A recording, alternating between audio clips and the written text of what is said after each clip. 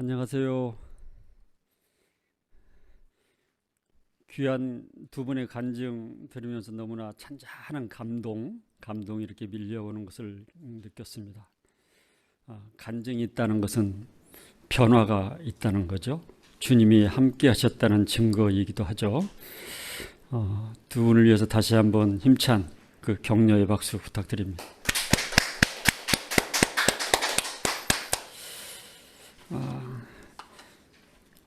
오늘 여러분들과 함께 나눌 제목은 회복해야 될 제자의 삶이라는 제목으로 함께 은혜를 나누고자 합니다. 오늘 주제 말씀은 여러분들이 너무나 잘 아시는 누가복음 9장 23절 말씀 함께 읽을까요? 시작. 또 무리에게 이르시되 아무든지 나를 따라오려거든 자기를 부인하고 날마다 제 십자가를 지고 나를 따를 것이니라. 아멘.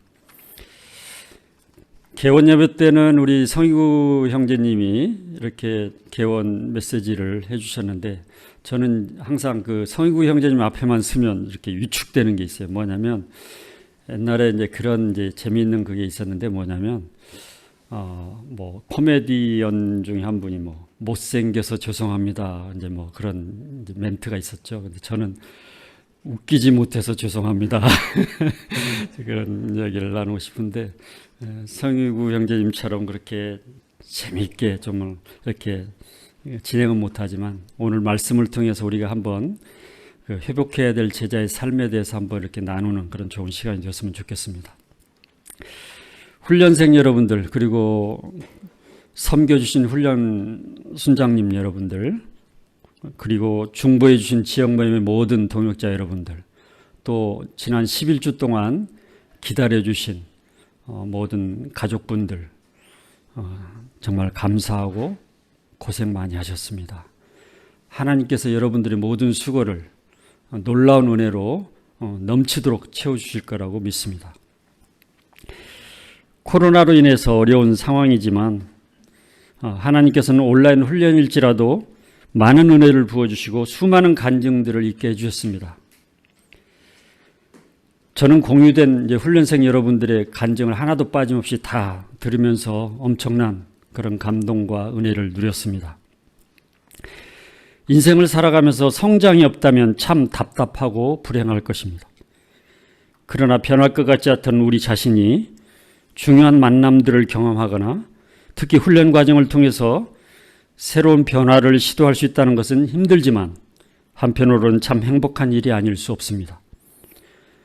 자신을 변화시키는 것이 세상에서 가장 어렵습니다. 자기 안에는 세상이 변해야 자신이 변할 수 있기 때문입니다. 인생관이 바뀌어야 삶의 변화가 찾아옵니다. 바뀌라고 윽박지른다고 결코 사람은 바뀌지 않습니다. 그래서 변화는 참 아름답습니다. 그런데 변화는 항상 고통의 터널을 통과할 때 일어납니다. 고통의 과정은 우리에게 불행이 아니라 성장과 성숙의 유익을 선사합니다. 누구나 할 수 있는 평범한 곳에서는 성장과 성숙이 주어지지 않습니다. 살아있는 생명체는 항상 변하게 되어 있습니다. 생명 되신 그리스도를 주인으로 모신 사람들의 삶은 항상 변화하게 되어 있습니다. 주님을 모셨기에 변화될 수 있고 주님이 함께 하시기에 변화할 수 있습니다. 성경에서 가장 핵심이 되는 구절을 꼽으라면 대부분의 그리스도인들은 단연 요한복음 3장 16절을 선택할 것입니다. 같이 한번 우리가 잘 알지만 같이 읽어볼까요? 시작. 하나님이 세상을 이처럼 사랑하사 독생자를 주셨으니 이는 그를 믿는 자마다 멸망하지 않고 영생을 얻게 하려 하심이라. 이 구절은 구원의 길을 가장 명확하게 제시해 주는 그런 생명의 말씀입니다. 우리가 구원을 얻기 위해서는 예수 그리스도를 구세주와 주님으로 영접해야 합니다. 이것은 본질적인 믿음입니다. 그래서 우리가 사역리 안에서도 10페이지에 보면 영접 기도문에 보면 두 가지 핵심 키워드가 예수 그리스도를 나의 구주와 나의 하나님, 나의 주님으로 영접합니다. 이 두 가지 축이 나오잖아요. 이것은 인간의 노력이나 선행으로 얻어지는 것이 결코 아닙니다. 우리가 잘 아는 성경 말씀 있죠? 에베소 2장 8절 9절 이것도 함께 읽어볼까요? 시작. 너희는 그 은혜에 의하여 믿음으로 말미암아 구원을 받았으니 이것이 너희에게서 난 것이 아니요 하나님의 선물이라. 행위에서 난 것이 아니니 이는 누구든지 자랑하지 못하게 함이라. 아멘. 그리스도인에게 있어서 구원의 확신을 갖는 것은 너무너무 중요합니다. 또한 구원받는 우리에게는 가서 제자 삼으라는 사명이 또한 주어졌습니다. 그런데 그 사명을 수행하기 위해서 우리가 결코 놓치지 않아야 되는 그런 것이 있습니다. 복음의 메시지는 많이 강조되어 왔지만 복음에 걸맞는 삶을 살지 못했습니다. 그래서 세상은 변화되지 않고 세상이 오히려 그리스도인이나 교회를 향해 손가락질하고 조롱을 하고 있는 그런 상황에 직면해 있습니다. 문명이 발달하면 발달할수록 사람들은 절대 가치를 우습게 여기고 신본주의보다는 인본주의를 더욱 선호하는 문화가 만연하게 될 것입니다. 그래서 하나님이 제정하신 가정이나 결혼 제도 등의 기본 정신을 완전히 무시하려는 그런 시도들이 무섭게 확산될 것입니다. 요즘 그런 거 많이 보잖아요, 여러분들. 뭐 주례도 없이 막 결혼식을 한달지, 결혼이 없는 출산, 뭐 이런 것들이 막 TV나 이런 데서 뭐 그냥 당연한 듯이, 그렇죠? 잘했다고 막 칭찬하는 사람들도 있고.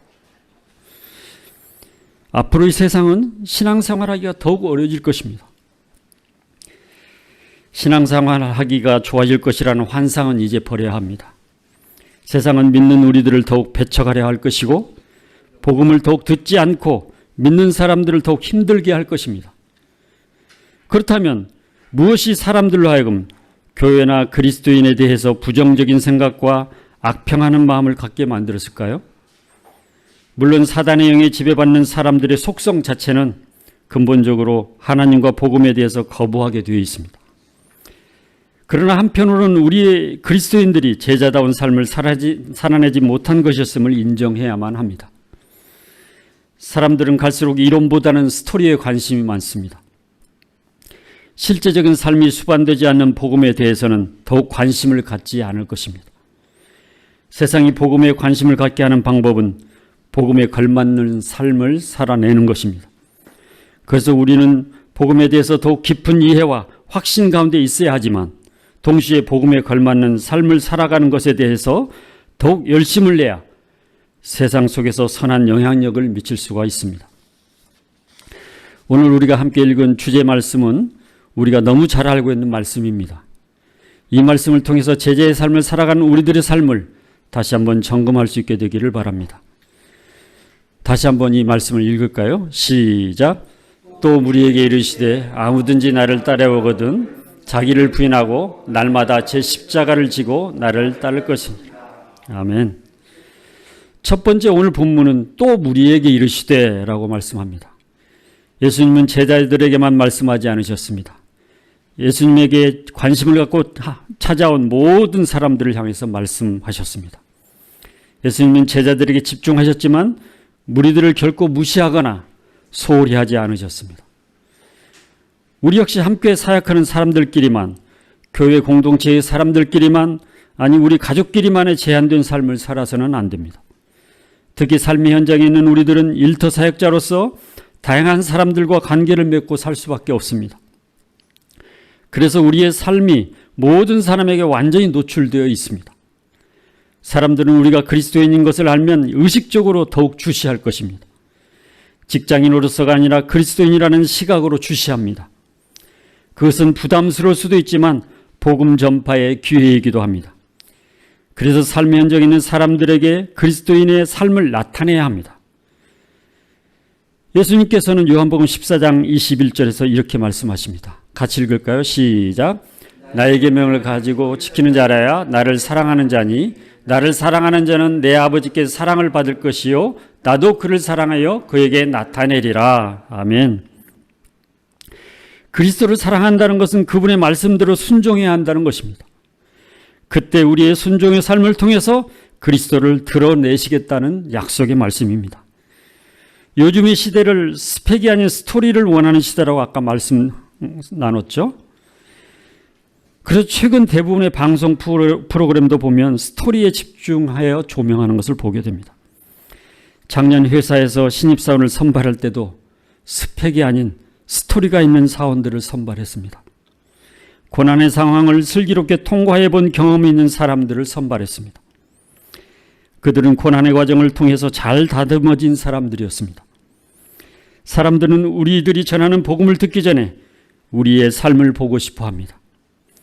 무리들은 삶을 있는 그대로 노출하고 계시는 예수님의 특별한 삶에 관심을 가지고 찾아왔습니다. 예수님은 그들을 피하거나 방관하지 않으시고 제자들과 무리들에게 말씀하셨던 것입니다. 두 번째로 오늘 본문은 아무든지라고 말씀합니다.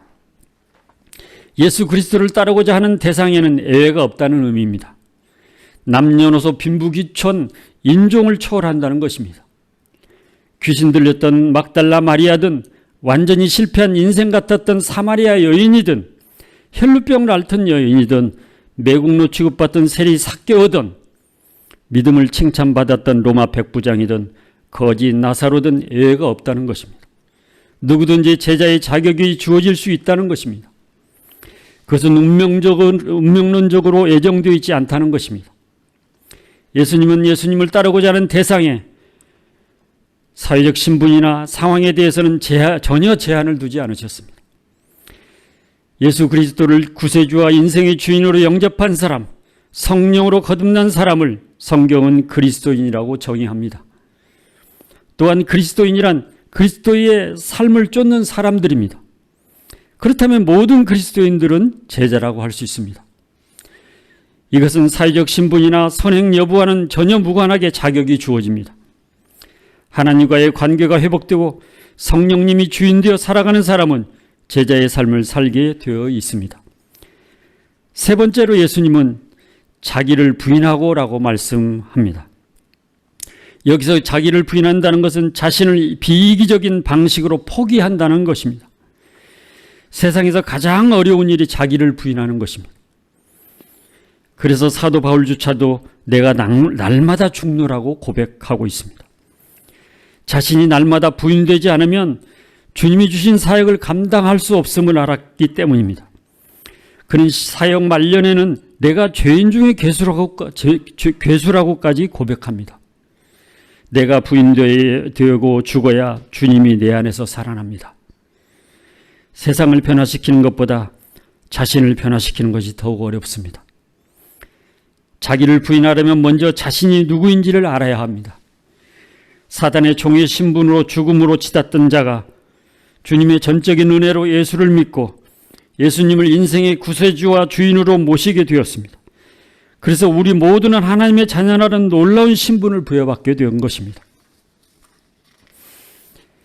그런데 그 놀라운 신분이 우리의 노력이나 헌신으로 되어 있는 것이 아니라 전적으로 예수 그리스도의 십자가에 피 흘리신 은혜로 주어진 것입니다.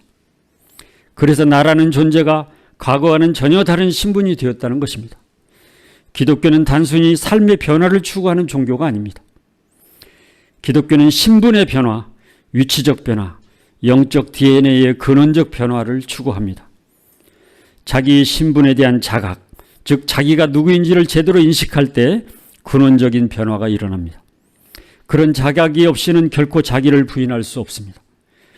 사역을 계속해오면서 제가 제 스스로에게 내리는 결론도 바로 내가 죽어야 하는 거구나 하는 그런 생각을 하게 됩니다.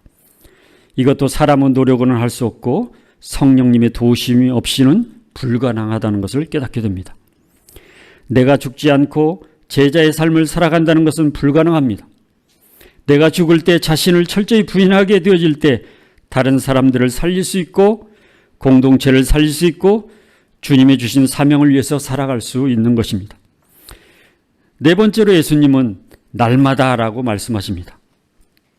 주님을 따르는 것은 한 번만 또는 훈련 받을 때만 직장 다닐 때만 따르는 그런 사역이 아니라는 것입니다. 기쁠 때만 은혜 받을 때만 상황이 좋을 때만 따르라는 것이 아닙니다. 시간 초월, 조건 초월, 상황 초월입니다. 주님 만나는 그날까지 이 육신이 살아있는 동안 계속 믿음과 인내를 가지고 따라야 한다는 것입니다. 말씀 함께 읽어볼까요? 시작. 너희에게 인내가 필요함은 너희가 하나님의 뜻을 행한 후에 약속하신 것을 받기 위함이라. 아멘. 훈련이 끝났다고 끝난 것이 아닙니다. 끝날 때까지 끝난 것이 아니라는 그런 유행어가 있죠. 훈련의 끝은 곧 시작입니다. 우리는 날마다 주님 만나는 그날까지 끊임없이 훈련되고 다듬어져서 주님의 삶을 쫓는 그런 삶을 살아가야 합니다. 다섯 번째로 자기 십자가를 지고 라고 예수님은 말씀하십니다. 십자가는 고난의 상징입니다. 예수님을 따르려면 누구에게나 자기가 져야 할 십자가 있다는 것입니다. 함께 사역하는 우리 대부분의 동역자들을 보면 다 한 가지 이상의 힘든 십자가가 있는 것을 보게 됩니다. 본인이나 가족의 건강의 문제랄지, 재정의 문제랄지, 자녀의 문제랄지, 진로의 문제, 인간관계의 문제 등 수도 없이 많습니다. 자기 십자가를 진다는 것은 우리를 넘어뜨리려는 육신의 정욕과 안목의 정욕과 이생의 자랑이라는 끊임없는 유혹을 단호하게 넘어서는 것입니다. 그 십자가는 우리들을 정말 힘들게 합니다. 그래서 그 십자가를 사라지도록 서로를 위해 끊임없이 중보하기도 합니다. 그러나 감사한 것은 그 십자가가 꼭 불행만이 아님을 깨닫게 됩니다. 그 십자가를 통해서 자신의 한계를 인정할 수 있고 모난 부분이 다듬어지게 되며 그 십자가 때문에 서로를 위해서 눈물의 중보 기도를 할 수 있어서 우리 자신과 공동체를 아름답고 건강하게 만드는 기초가 되는 것을 보게 됩니다. 우리는 십자가 때문에 넘어지고 지치고 관계가 깨어지고 고통스러운 어려움에 직면하기도 합니다. 그러나 세월이 흘러 주님께 고백할 수 있는 것은 그 십자가가 은혜였음을 고백하게 됩니다. 주님은 그 고통스러운 자기 십자가를 내려놓으라고 하지 않으시고 십자가를 지라고 명령하십니다. 자기 십자가를 질 때마다 고통이 있지만 우리가 놓쳐서는 안 되는 것은 그 상황을 주님이 다 알고 계신다는 것입니다. 저도 정말 힘들 때 드리는 한마디의 기도가 있습니다. 주님 아시지요? 우주 만물을 창조하신 하나님께서 부족하기 그지없는 저의 모든 상황을 알고 계신다는 그런 사실 하나만으로도 엄청난 위로를 경험할 때가 참 많습니다. 위대하신 하나님께서 제 상황을 알고 계시다는데 무엇을 더 바랄 수 있을까요? 자기 십자가를 질 때 하나님의 역사는 거기서부터 시작됩니다. 자기 십자가를 질 때 하나님이 개입하기 시작하십니다. 자기 십자가를 기꺼이 질 때 삶의 간증이 나타납니다. 하나님께서 함께 하심을 경험하기 때문입니다. 여섯 번째, 나를 따를 것이니라고 예수님은 말씀하십니다. 주님은 우리에게 십자가를 지고 혼자서 가라고 하지 않으십니다. 주님이 먼저 십자가를 지고 앞서 가신다는 것입니다. 이것이 은혜요 감격이고 위로가 됩니다. 혼자 하면 불가능합니다. 주님이 먼저 그 길을 앞서 가시기에 따를 수 있다는 것입니다. 주님께서는 세상 끝날까지 제자의 삶을 사는 우리와 함께 해주시겠다고 약속하셨습니다. 그래서 우리가 어려운 상황 속에서도 힘을 얻고 주님을 따를 수 있는 것입니다. 제가 청년 때의 일을 기억해 봅니다. 저의 멘토 역할을 했던 한 전도사님이 저에게 던졌던 이야기가 기억이 납니다. 형제는 세상이 왜 변하지 않는다고 생각하지? 그러면서 그분은 이렇게 이야기합니다. 세상이 변하지 않는 것은 훌륭한 목회자가 없어서도 아니고 훌륭한 신학대학이 없어서도 아니야. 삶의 현장에서 말씀대로 살고자 하는 그리스도인이 없기 때문이야. 삶의 현장이 변하지 않으면 세상은 결코 변하지 않아. 나는 형제가 삶의 현장으로 들어가 말씀대로 살아보기를 원한다. 그 당시 그분은 참 깨어있는 분 중에 한 분이었다고 저는 생각합니다. 그래서 그 이후에 일태사역의 꿈을 조금씩 꾸기 시작했습니다. 오늘로서 힘들었던 훈련 기간은 끝납니다. 오늘 훈련이 끝난다고 끝난 것이 아니라 오히려 새로운 시작이 시작됩니다. 훈련 과정은 추억거리나 자랑거리가 아니라 실제 삶으로 이어져야 합니다. 우리는 하나님의 영적 특수임무를 수행하는 사람들입니다. 우리는 영적 현역 군사가 되어야 합니다. 결코 예비군 같은 태도가 되어서는 안 됩니다. 제자의 삶은 넓고 평탄한 길이 아닙니다. 천하보다 귀한 한 생명을 살리는 일은 많은 대가지불과 인내가 필요합니다. 그러나 그 일은 주님이 명령하신 것이고 가장 위대한 가치를 가지고 있습니다. 진정으로 주님을 만났다면 평생을 주님의 좁은 길을 따를 준비가 되어 있어야 합니다. 내 힘으로는 안 됩니다.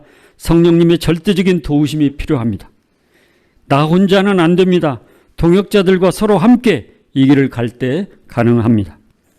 우리가 가는 길은 좁고 협착하고 많은 사람들이 다니지 않고 누구도 잘 인정해 주지 않는 외롭고 고독한 길입니다. 그러나 그 길 가운데 주님께서 함께 하십니다. 이 여정 가운데 결코 낙오되지 않기를 바랍니다. 끝까지 믿음으로, 기도로, 인내로 승리의 삶을 살 수 있기를 바랍니다. 오늘 훈련 수료식을 통해서 BTC원 훈련생들은 바야흐로 BBB의 정식 회원이 됨과 동시에 예비 순장이 되셨습니다. BTC2 훈련생들은 BBB 순장의 역할을 할 수 있는, 즉 누군가를 양육할 수 있는 공식적인 순장의 자격이 주어졌습니다. 먼 훗날 주님 앞에 섰을 때 잘하였도다, 착하고 충성된 종아 라는 주님의 칭찬을 들을 수 있는 여러분 모두가 되시기를 주님의 이름으로 축복합니다. 훈련생 여러분, 그리고 훈련간사 여러분, 훈련 기간 동안 정말 고생하셨습니다. 기도하고 마치겠습니다.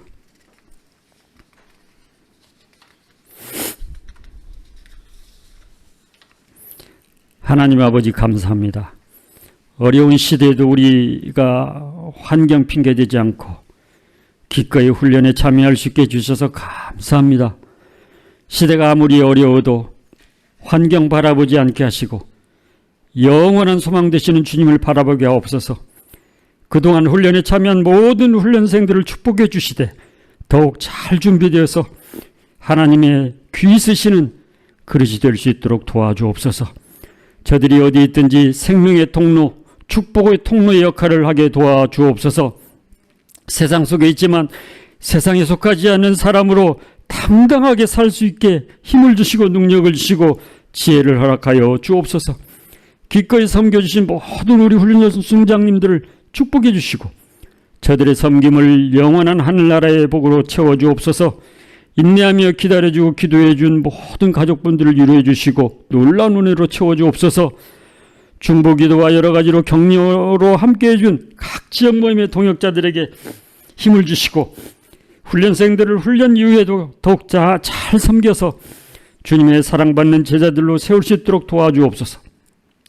코로나로 인해서 어려워하는 세계 각 나라와 이 나라를 불쌍히 여겨주시고 하나님을 떠났던 죄를 회개하게 하옵시고 모든 그리스도인들과 교회 공동체가 사명을 잃어버렸던 죄와 불순종의 죄를 회개하게 하시고 하나님과의 온전한 관계를 회복하고 교회의 본질을 회복할 수 있게 도와주옵소서. 비비 공동체 중에서 코로나로 인해서 진로의 문제, 건강의 문제, 재정의 문제, 자녀의 문제, 인간관계 문제 등으로 힘들어하는 지체들의 기도를 응답해 주시고 모든 어려운 매듭들이 풀게 도와주옵소서. 훈련의 전 기간을 함께해 주신 주님께 감사드리며 우리 훈련생들이 훈련의 행군을 훈련 이후에도 주님의 제자로 당당히 자기 십자가를 지고 영적 전쟁을 위한 믿음의 행군을 지속할 수 있도록 도와주옵소서. 우리를 위해 죽으러 이 땅에 오신 예수 그리스도의 이름으로 감사하며 기도하옵나이다. 아멘.